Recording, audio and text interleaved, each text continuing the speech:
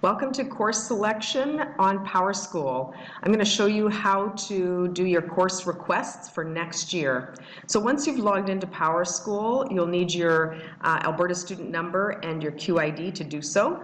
Your username is your Alberta student number and your password is your QID. Once you're in, you'll come up to your grades page. You're going to go here to the side and click class registration. That will load the courses that you can choose for next year. So in this section, we've got English Language Arts.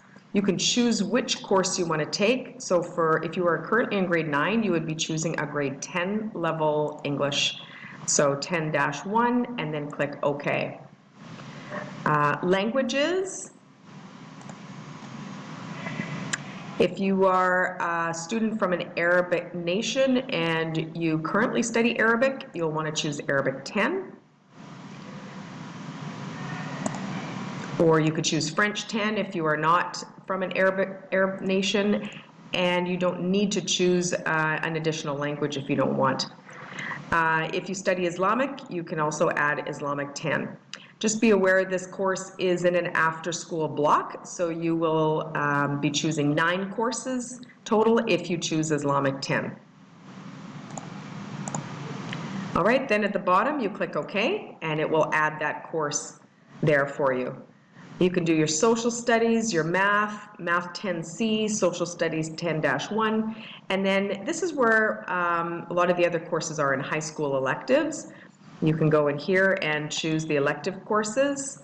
So if you want to choose Art 10, Business 10, then at the very bottom, click OK, and it will add those electives here for you. And of course, in the sciences, choose Science 10 if you are a grade 9 student. So at the end, you want to count up all your courses. Also under high school electives is COM. So you want to make sure you take that either in grade 10 or in grade 11, and then click OK. If you do take COM and Islamic, then you will need to have a total of 10 courses selected. If you don't take COM, but you do choose Islamic, then you'd have 9.